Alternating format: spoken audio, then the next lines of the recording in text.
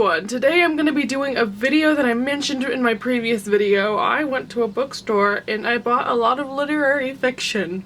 So that's what we're going to discuss today. Now, previous to buying this amount of sins, I got some books in the mail. And I went to the bookstore and I got some books with my friends, so I will discuss those first. Let's get started. So I received a book this month from my Amazon wish list. I'm not completely sure who sent it, so if it was you, let me know. This book is Bad Feminist by Roxane Gay. I know for a fact I'm gonna like this book just because it's essays about feminism, and what's not to like about that? I've pretty much enjoyed every book about feminism that I've read in the past, and I'm pretty sure that this is gonna be no exception. I don't know really anything about this other than the first page is very interesting, so I'm gonna be giving this a try in the future, and I just know I'm gonna love it. I love anything that's about feminism or has the word feminist in the title. Also, this month I was on winter break, and so my friend and I decided to meet up at a bookstore because why else would you want to hang out with me? Let's be real. So we ended up going and looking around, and although I told myself I wouldn't buy anything, here we are. So I bought two books, the first of which being 1984 by George Orwell. This book a lot of people have been telling me to read because I'm trying to read more classics, which is always a very fanciful goal, but I think it's a very valid goal to want to have these around every now and then. But everyone says that this is kind of a nightmarish book because it's so real about the expectations about the world. I have no clue what to expect. I don't know what the plot follows, so that's going to be an interesting adventure. And I was recommended this video quite frequently in the comments of my previous video, so hopefully I will like your recommendation and this will be a good book for me to read. Yes, Gabby? Did you mean to say that? What? That they recommended this video in a last video? Words are really hard. And then the second book I picked up, I wasn't expecting I would buy, but here we are. This is Six of Crows by Leigh Bardugo. This takes place in the same Grisha trilogy or Grisha world as her previous Grisha trilogy. I read Shadow and Bone. I thought it was okay. I like the world, which is why I'm going to this.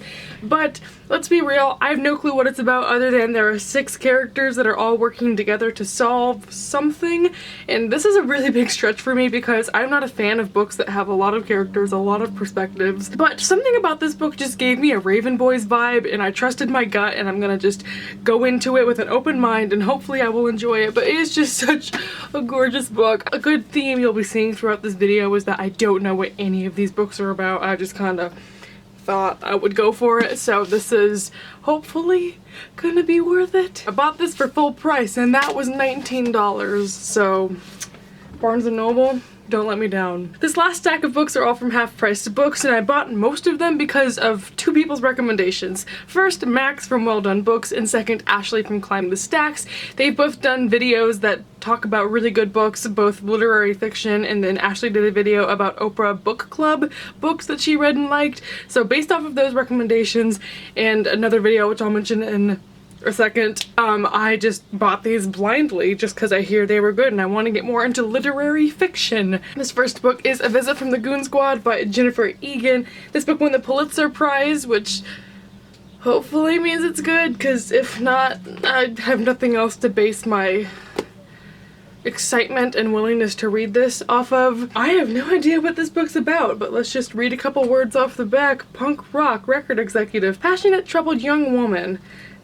Same. I hear it's good. This next book is Here on Earth by Alice Hoffman.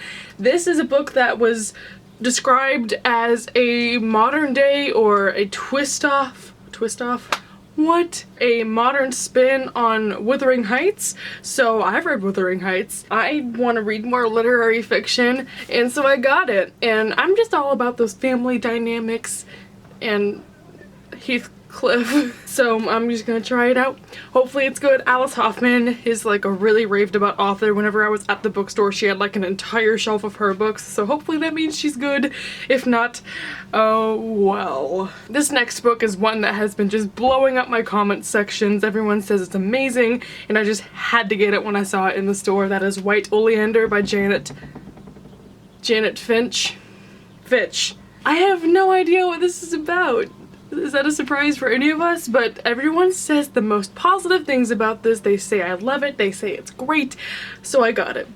There should be no other explanation. But let's read a couple words off the back. Mother and daughter, foster homes, a journey of self-discovery. So, moving onward. This next book I'm actually reading, so I'll be able to give you a real synopsis for one of these books in the video, and that is The Reader by Bernard Schlink. This is about a boy who's 15 and he falls in love with a woman twice his age. It's set in post-World War II Germany, and it follows their relationship slash a flash forward in the future of when he's a law student and just blah.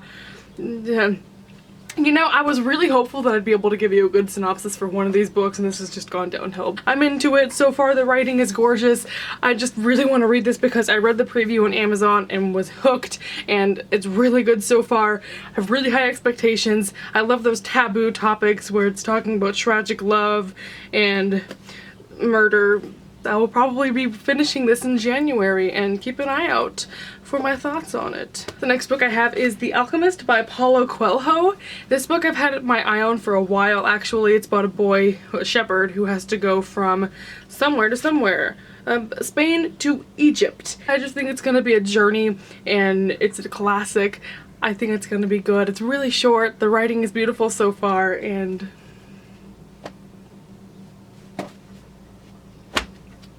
moving onward. This next book was actually recommended to me in the comments, and I looked it up, was just mesmerized by the synopsis, and then had to get it, and that is The Paris Wife by Paula McLean. This book is set in Paris in the 1920s about a woman who meets a spin on the person, or an alternate universe, Ernest Hemingway, and I just think that is absolutely fascinating. I've never heard of anything being written like about a real person before. I've never read anything by Ernest Hemingway, so maybe I should have before going into this, but I'm just gonna try this out because I just think it sounds so cool, so hopefully it will not let me down. Let me down, let me down. Sneaking out the back door, make no sound. She's shaking her head no at me. I can't ever live in this household. It's a dorm, not a house. This is our household, Gabby. We run this household together. Oh, do we now? I washed our dishes today. I had to drive the kids to school. Kids. You're the only kid here. This next book is Everything I Never Told You by Celeste Nying.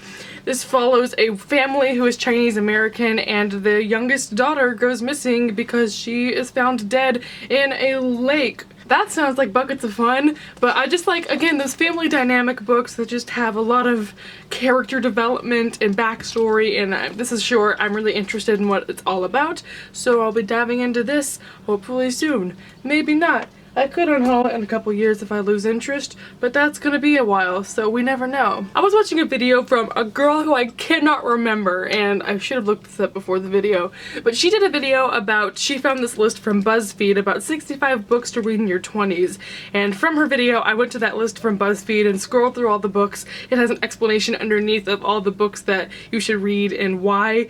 So I found this book on there, and it is The Emperor's Children by Claire Messud. The description underneath this book said something along the lines of the best book you'll read about 9/11. The characters are strangely relatable even though they're pseudo-intelligent or something like that, but I just heard 9/11 and had to have it. So whenever I was in the bookstore, I read the first page of this. I love the writing so far. I think I'm gonna enjoy this because I just love anything set in New York. That is my home. My spirit lives there without me. I'd never heard of this book or this author, so I'm going into it sort of blindly. Is that a new concept? No, it's not. But I hope I'll like this, and if you've read this, you should let me know if it was worth reading or not. You could have bought $5 worth of food with that. I could have bought $5 a book with that. You did buy $5 a book with that. Let's both pretend like I didn't just drop one of the books. Oh, I'm so tall. Oh man. This is what it's like, ladies and gents. So, thank you all so much for watching. This is my roommate. I almost said my Gabby. Well, that too. That was all the books that I bought this month. If you have read any of them, you should let me know. If not, thank you all so much for watching, and I hope you all are having a lovely life, and I will see you all next time. Want us to come say goodbye with me? We wave and we blow a kiss. Bye. Bye.